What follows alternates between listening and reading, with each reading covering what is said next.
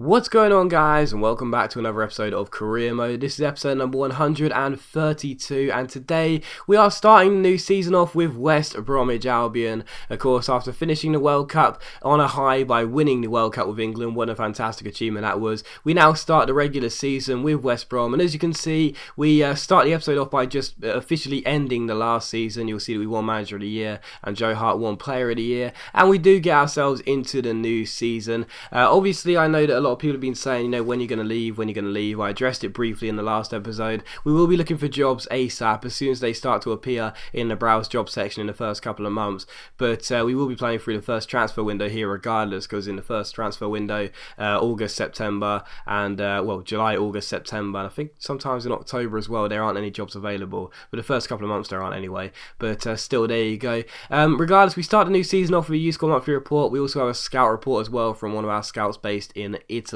No one looks too amazing, so we'll just continue to scout in there. Also as well, Paco Alcacer, he is going to be joining us on a pre-contract, so you'll see his stats in just a moment's time. Looks like a very, very good signing. I'm glad you guys chose him for me. That was your signing. And also as well, the transfer market is open. We get that regular email. We get our objectives. The board want us to win the league. They also want us to win the FA Cup, and they also want us to finish in the semi-finals of the Champions League, which I think are all totally doable if we were to stay here. And also our season's budget, £28.5 million. It's not bad. I mean, over the past few seasons, it's been pretty subpar considering the fact that progression has been amazing with West Brom. Now with the Champions League under our belts as well, you'd definitely consider us to be one of the best teams in the world now. It's been pretty subpar. £28.5 million. It's not amazing, but it's decent. It's okay. You saw Paco Alcacer's stats there as well. As you can see, 83 overall. So glad you guys signed him for me because he looks very, very decent indeed. And we go ahead and start off with trying to sign some players as well. Now, to be honest, here at West Bromwich Albion, I'm not really sure what there is to do. I've already spoke about how this team is absolutely amazing, and there isn't really anywhere I'm identifying as a weak link. Every single position seems to be really, really strong, but we'll have to wait and see. I'm probably going to sign a couple of young players to develop for the future, but I'm not too sure about that because, as I said, if we are going to stay with West Bromwich Albion, it seems kind of pointless buying young players who will only get played a few times per season, as the first 11 is so good, and they'll sort of get wasted in terms of their potential. They won't be growing as fast as they should. So I don't really know what to do this season, to be honest. I'm thinking about possibly flipping it and actually looking to sign more experienced players, players who may not grow many ratings, if any at all, but players who can do the job for the first season, as this will probably be the last season we'll have here. So we put in a bid for Theo Walcott. He was fantastic during the World Cup, of course, the World Cup winner as well, scoring that goal against France in the final, which proved to be the winning goal. He had a great World Cup for us down that right hand side, so I put in a bid for Theo Walcott. Also Chris Ince, that young goalkeeper at West Ham, seems like a very, very decent player for the future. I'm not too sure though whether I'm going to bother spending any money on him at all though, because he's only 71 overall. He'll be a third choice goalkeeper and we won't ever play him, so I feel like we'll probably be wasting him a little bit if he does come into the club, so I probably won't go ahead and go through with that one, but we're definitely going to see if we can get him. However, Theo Walcott is probably going to be my main target, so hopefully we will be able to get hold of him from Arsenal. Also as well, West Ham say no to the bid for Chris Ince. Put in a lot of bids for this young goalkeeper, but I was saying now there's a very slim chance of us getting him, because I don't want to spend more than £2 million on a 19-year-old 71 overall goalkeeper if he's going to be third choice. But bid comes in for Lacazette here. PSG want to take the French striker for £36 million. We ask for a whopping £65 million because Lacazette is 27 years old. He's probably still got a couple more ratings to grow. 85 overall, very good striker, and although I know that he hasn't been amazing for us, his goals to game ratio is pretty subpar when you consider what you'd expect from that sort of striker. He's still a very, very decent player to have, and James North is on his way out to Sheffield United on a season-long loan. That's good. The youngsters can get some first-team experience, and also Stoke want Kyle Walker, but I don't really want to sell him, to be honest. We asked for 20 million, and we'll wait and see what they say. Everton come in for Lacazette as well. They come in just like PSG and say they'll give us £27.5 million. But I say 65 million or nothing. That's what PSG are offering. So there you go. As you can see, Roberto Martinez said they give us £32 million. And I was like, well, that's nothing. That's nowhere near enough. So yeah, unless we get enough from them, 55 million is what I asked for this time, then we're going to say no every single time. But Arsenal don't want to get rid of Theo Walcott. They want £25 million for the World Cup winner. Otherwise, they are going to say no. no, Arsene Wenger would rather keep him, which you can't really blame him for doing. I know that's £8 million more than he's valued at, but he is obviously a really awesome winger. 85 overall in the game, so very good indeed. And of course, he's absolutely rapid, which is very, very nice to have in your squad. Mark Hughes comes back to Kyle Walker and says, we'll give you £10.5 million, and we say no. I know it's over his valuation, but quite frankly, I'd rather keep him here. And also, PSG said they give us £64.5 million for Lacazette, so we asked for £65 million.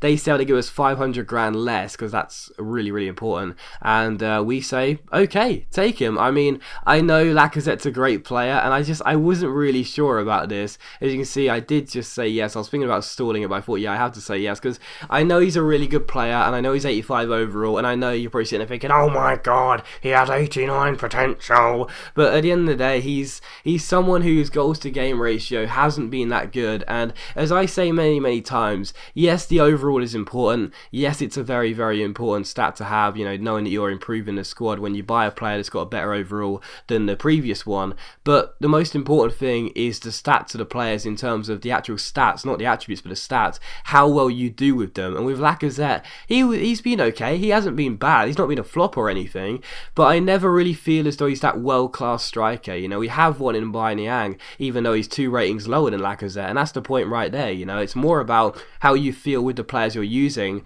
as opposed to their actual overall, which is more important to me. So yeah, I know Lacazette's a great striker, but £64.5 million for the guy, I felt for me was perfectly fine. I wasn't going to say no to that deal. So Borussia Dortmund come in, Everton come in, but again, I basically just say, unless you match what PSG are offering, which is £64.5 million, we're going to say no, because in career mode, whenever a player has a bid accepted on him, usually the AI manager will sort out a contract. You barely ever see a player reject a contract at another club and only want to go to a specific one. So for me, it just makes sense to ask for exactly what PSG have offered as well. Also as well, we put in a new bid for Chris Ince, the goalkeeper, but as I mentioned, because they don't want to take either Jack Rose or Kim Seung-yu, who are both on the transfer list, there's no real point in getting the guy. I mean, if they would take one of those goalkeepers, then fair enough, because he'd become second or third choice goalkeeper. But if they're not going to accept it, then it means we'll have 4 goalkeepers here. And as I've mentioned, I struggle to sell players on this game,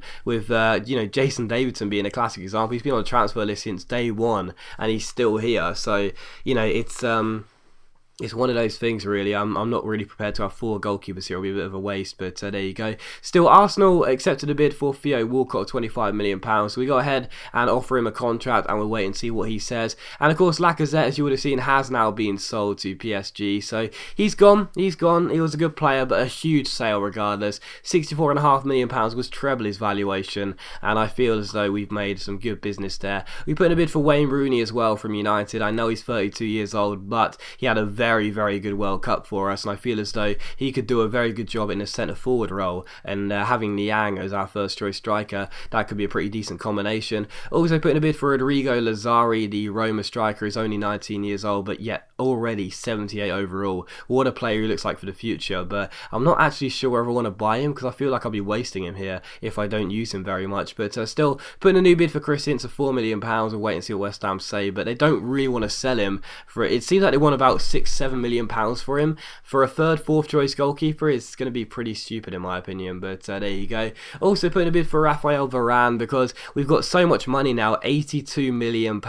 We may as well spend it on someone. I'm not really sure who I want though, or where the squad needs improving, so we put in a bid for Varane at Real Madrid, but really I don't even know whether we'd be using him. I mean, he probably would be a first team player, and Sane would drop to the bench. Certainly wouldn't drop Zambrano to the bench. He's been a great centre back for us, but at the end of the day, do we need him? Not really. We had the best defensive record in the league last year, so set the joint record for fewest goals conceded. Do we really need a new centre back? Probably not. Put a new bid for Phil Jones here of I think it's about £7 million plus Mauricio, and again I'm sitting there thinking, do we need to do this? Not really. So, I don't even know whether I'll go through with these deals, to be honest. But one deal I am going to go through with is the Theo Walcott one. Walcott is going to come in and he's going to join us here at the Hawthorns. £22 million plus Patrick Roberts. Roberts began to stop developing a little bit, mainly because I didn't play him as much, which is totally fine.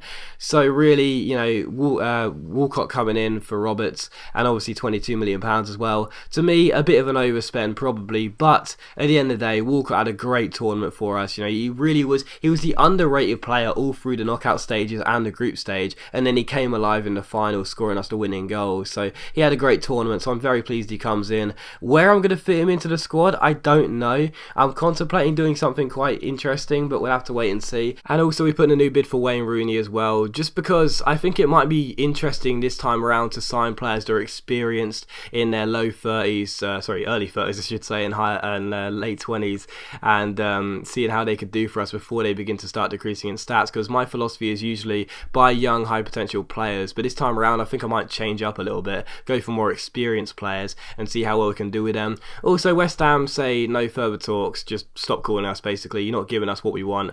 Sounds just like the last person I went on a date with. Way self-burn. But yeah, West Ham basically just say, shut up, we're not interested anymore because you're not giving us what we want. And we just say, okay, fair enough, because again, Chris Ince, that goalkeeper, would have been second, third choice. He would play about 2 games a season, and just as I've been saying about the other young potential players, it's just going to be a waste of time. I mean, we won't get to develop him. He won't become the next Joe Hart if he sat on our bench, for the rest of his career. So it's probably a good thing they say no, because he'll stay at West Ham. He's considered a first team goalkeeper, so he will develop nicely for club and the country, England as well, which we're managing right now. So yeah, I'm okay with that. Also, putting a new bid for Lasse Molfap, I'm not sure how you pronounce that, from Barcelona. This German holding midfielder who possibly looks like the regen of Philippe Lahm, because he did join from Bayern Munich last season, so it looks very good indeed. And also new bids for other young players. Again, I'm not sure whether I'll bother with these, but we'll have to wait and see. Tom Turgot at Leyton Orient, we put in a bid for him because he looks very good for the future. 74 overall, only 20 years old, looks very decent. We'll wait and see what he says. And also the last player was, this goalkeeper here, Raphael Bologna, because it might be fun to have a young goalkeeper to develop for the future, but again, I'm not sure whether to get much game time here. So quite frankly, is it worth spending a few £1 million on a bench goalkeeper when we've already got a very good one in Kim Seung-gyu anyway? Probably not. So we'll probably say no to this deal even if they accept it. But still, the last thing you'll see is a pre-season friendly against Stade Rennais, the French side. So no actual games in this episode, so apologies for that, but I will have another episode of Career Mode out later on tonight around 6:30 PM UK time, so if you could leave a like for a double episode a day, that would be much appreciated. We will start the regular season in that game as well with the Community Shield against Chelsea, so thanks very much for watching the video, guys. Really hope you have enjoyed it. If you have enjoyed the episode, please leave a like, and I'll see you for the next episode of Career Mode later on tonight.